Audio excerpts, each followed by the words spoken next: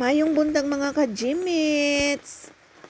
Grabe, malamig nga panahon diri sa amoa, malamig nga kabuntagon ug maulan-ulan nga kabuntagon.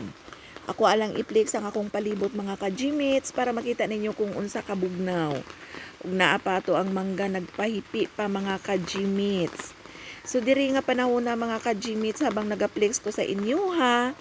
Nagsinggit si ka-Jimmits Ethan na siya ko kay nag-ingon siya.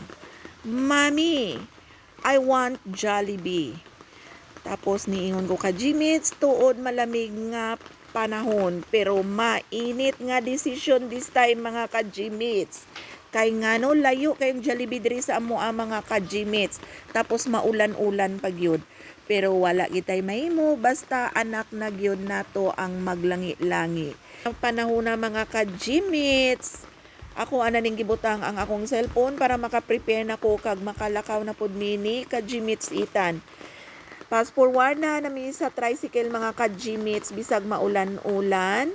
Og naay duha ka pasahero nga gipasakay aron makalarga nami dinha. So naglarga na ang tricycle mga ka-Jimmits og nag-smile na si ka-Jimmits Ethan kay kabalo na siya padulong nagjud mi ana sa Jollibee. So datay mga ka-Jimmits nagkomedya ko niya kag ako siyang giingnan nga pika na lang kanang pi maunang 4 pizza. Fast forward mga ka-Jimmits na abot nami sa Jollibee ug nagkaon na kana siya ug matingala mo kung anong nagkaon na dayon siya.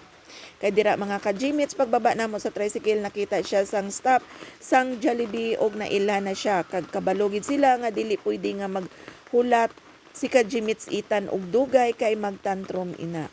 So this time mga ka-Jimmits na witness ninyo nga puro pasta lang iyang ginakaon, wala gid siya nanumbaling sang sauce og kanang hotdog.